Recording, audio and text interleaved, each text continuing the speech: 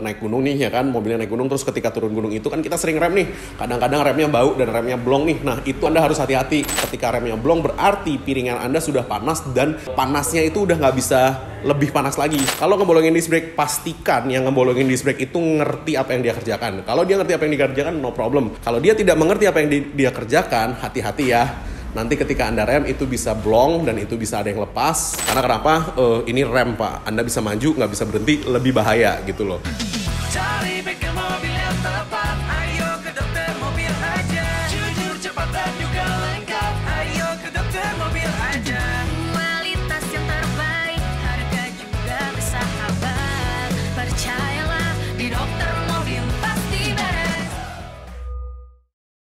Hai Dokter First, balik lagi dengan channel Dokter Mobil. Kali ini saya ada di Dokter Mobil Malang yang kita lagi grand opening. Nah, silahkan kepoin Instagramnya Dokter Mobil Malang untuk mendapatkan promo-promo yang terbaru dari kita. Nah, di video kali ini saya akan menjelaskan tentang komponen-komponen rem dan apa saja yang Anda bisa perhatikan di rem-rem mobil. Nah, nomor satu, rem mobil itu kan kalau orang kan mengertinya kan ada minyak rem, ada kampas rem kan. Nah, sebenarnya rem mobil lebih dari itu ya. Rem mobil itu kalau konsep fisikanya adalah merubah energi kinetik menjadi energi panas supaya si mobil ini bisa berhenti lebih cepat. Makanya kenapa kalau disc brake itu piringannya itu makin digedein makin bagus. Kenapa? Karena dia heat transfer atau mentransfer panasnya lebih bagus. Nah, banyak juga di antara kita yang pernah naik gunung nih ya kan, mobilnya naik gunung terus ketika turun gunung itu kan kita sering rem nih.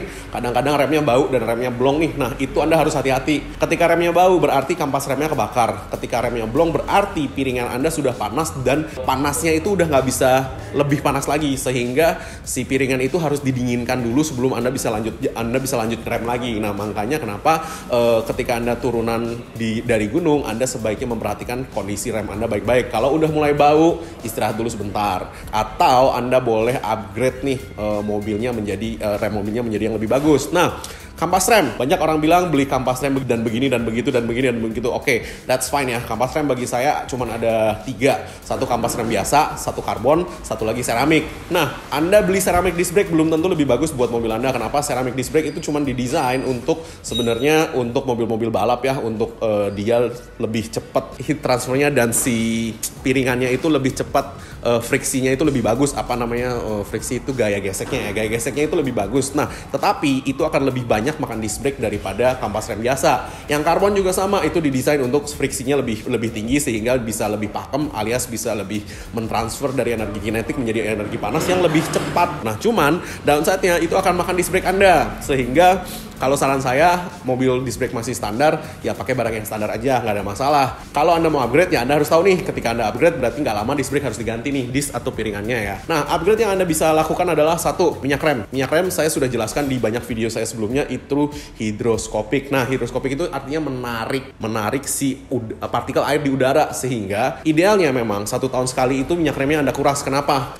Sudah 1 tahun umurnya, biasanya minyak rem itu sudah terdapat sudah menyerap banyak partikel air dari udara sehingga titik didihnya itu menjadi rendah. Ketika titik didihnya rendah, rem Anda menjadi tidak pakem. Kalau nggak percaya, Anda silahkan ganti minyak rem di mobil Anda dan Anda rasakan pakemnya, saya jamin berbeda. Nah, ketika diganti minyak remnya itu bukan ganti hanya di reservoir aja ya. Di bleeding semua, dikeluarin di semua sistemnya. Jadi ibaratnya dibuka nih semua baut-bautnya yang ada di selang-selang itu, nanti diinjak biar dia di setiap ujung remnya itu dia keluar semua gitu kan. Ketika dia keluar itu Anda bisa benar-benar bersih dan diisi baru. Jangan lupa di bleeding ya, dibuang anginnya ketika Anda isi baru. Itu satu. Selang rem atau selang minyak rem itu Anda bisa ganti dengan yang braided atau yang ada sarungnya lah ya namanya ya. Kita bilang ada sarungnya, yang sarungnya itu terbuat dari anyaman kawat gitu loh. Kenapa? Karena ketika selang rem itu terbuat dari karet, ketika Anda injak itu kan ada tekanannya, dia mengembung. Nah, itu yang membuat remnya itu menjadi kurang pakem. Ketika Anda ganti tuh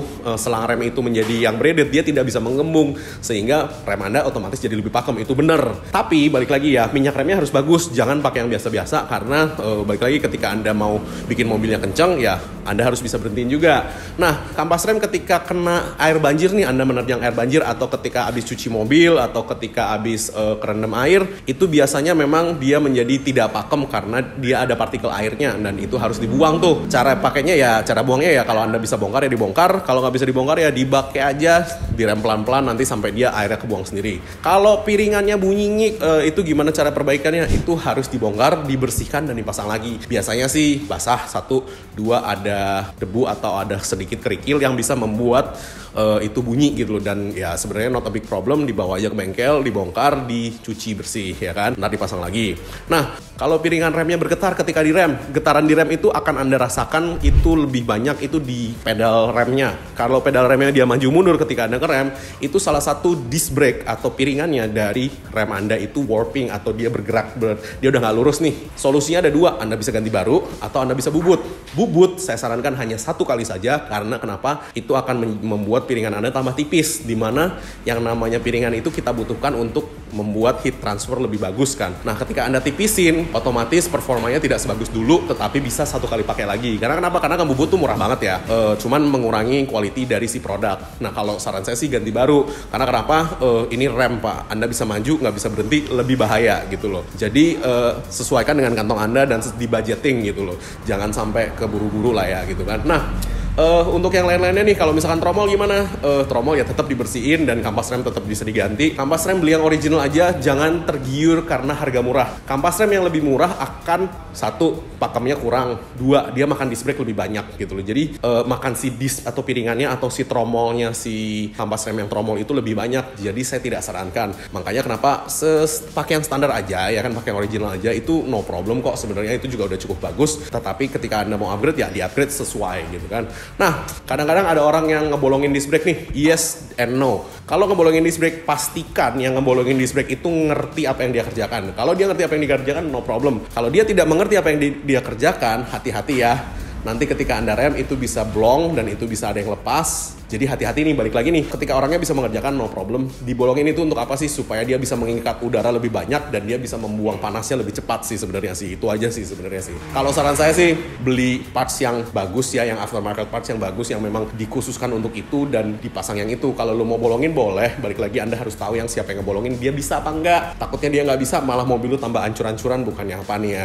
Di beberapa teman saya ada yang bisa ngebolongin begitu memang, dan mereka sudah successfully ngebolongin ratusan parts, jadi itu udah bisa. Makanya cek dulu nih historicalnya kan begitu. Nah, untuk nge-upgrade si brake caliper sendiri kan dari 1 port, 2 port, 4 port, 6 port, 8 port. Nah, itu bisa di-upgrade sesuai dengan kemauan Anda, tetapi balik lagi ketika lo upgrade port, si disc juga harus di-upgrade lebih besar lagi. Oke, mungkin sekian dulu penjelasan dari saya, Dr. Mobil. Thanks. Jangan lupa subscribe, like, dan komen di YouTube kami. Thanks.